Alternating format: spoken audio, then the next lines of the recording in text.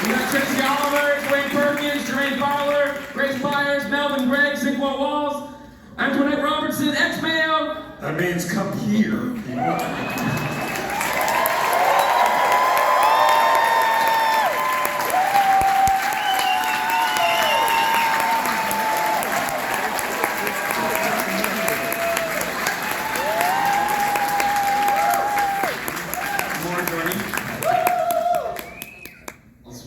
Keep going, keep going.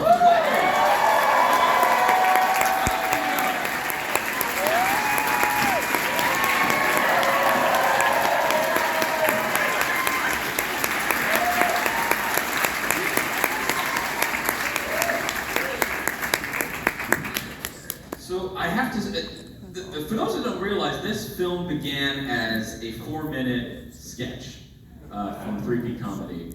And what were the challenges in just taking something that was so condensed, so dense with humor and jokes and observation, and then having to expand that to a feature?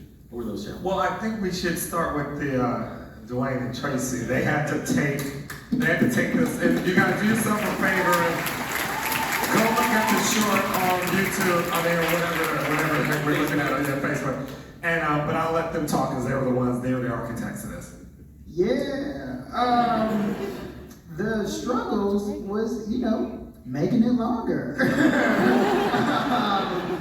You had to, create a whole story, make some characters with depth, make a lot more jokes, add a lot more scares. So literally, the workload,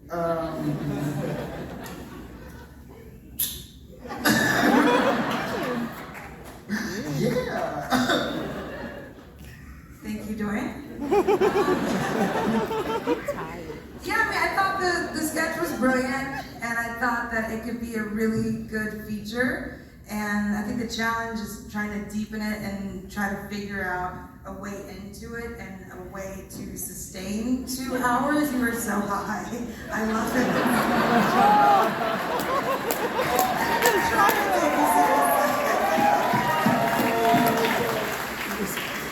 Tim, how did this script come to you then?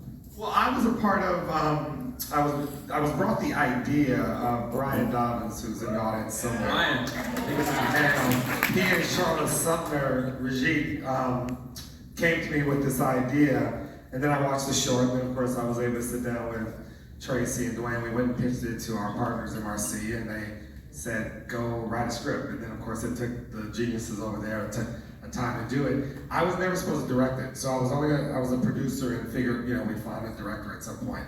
And I must admit, at some point, I was looking for something to jump into, and they said, literally, just, have you read the script lately? And I was like, no, I'd read a draft, but it's been months.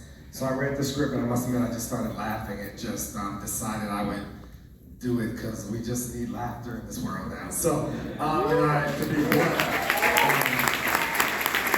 blunt, I just didn't want anybody else to fuck it up. So I just said, let's go and do it. I'd love to hear from the cast about what your first impressions of the project were. Were any of you familiar with the sketch? Yeah, it went viral. It was hilarious. Oh man, reading the script for the first time, I was like, this is insightful, it's original, it's funny as shit. I can't wait to play with all of these amazing people, and the magic that we had on set translated on the screen. Oh, the chemistry is incredible. Obsessed from day one. From anyone else, and what were your sort of impressions of the material? What was exciting you about the project? It was really funny.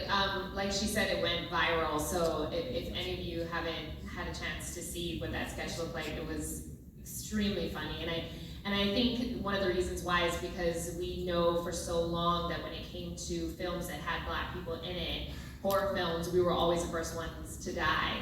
And so this was such an interesting take on, if everybody's Black, who's dying first, you know what I mean? And I love that, basically, apart from the beginning, it's Scream 2 homage, but no one dies, up the main group, and that's amazing. Yeah, that's on purpose. It's great. And at the same time, it feels like the film hasn't cheated any scares, it hasn't cheated the intensity. I think that's terrific. If we could raise the house lights, if there's any questions in the audience, I'd love to take some. Yeah, any questions right there? So how did you find the cast? Testing.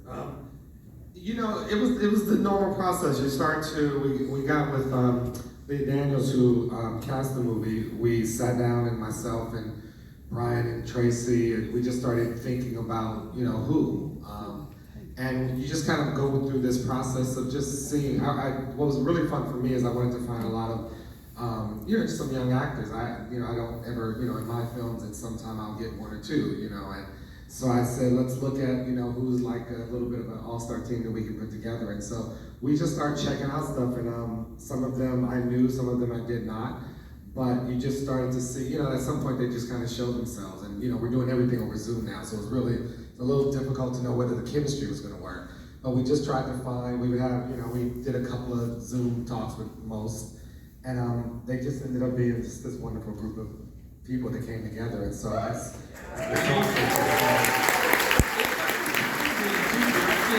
Directing a sequence with so many characters on screen at the same time. Everybody has a line. Everyone has a beat to get through. What was the preparation process, then the rehearsal process, to well, get that's those? a testament to these guys, because when it comes to, especially in comedy, not everybody, you come to scenes and not everybody has a line.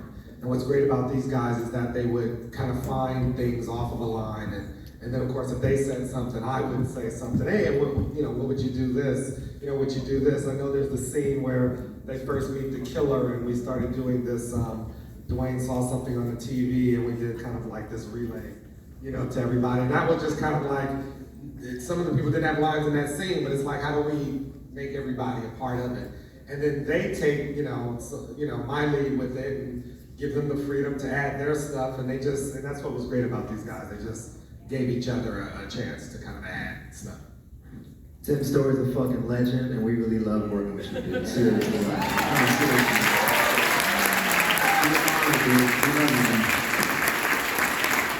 I have a question from the audience, right over there.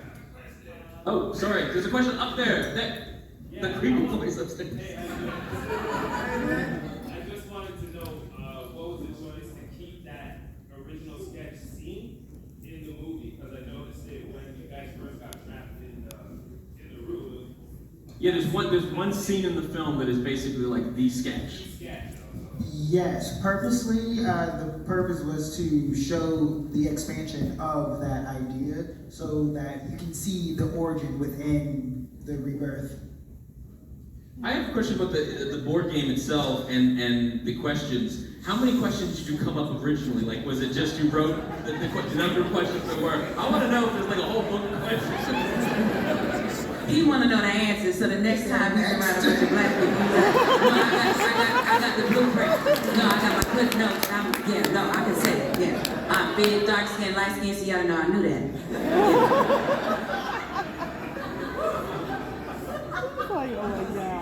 I love these people.